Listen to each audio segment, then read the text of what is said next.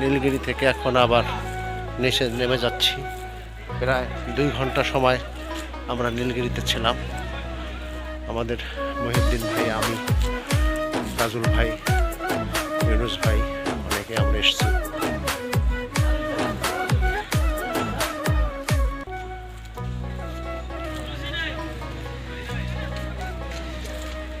Viewers, আল্লাহর কি অপূর্ব সৌন্দর্যমণ্ডিত এই পাহাড়ি এলাকা। আমি না আসলে বুঝতে পারতাম না।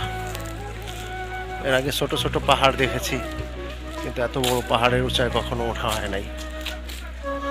আপনারা সবাই আসতে পারেন, সবাই সুযোগ বুঝে।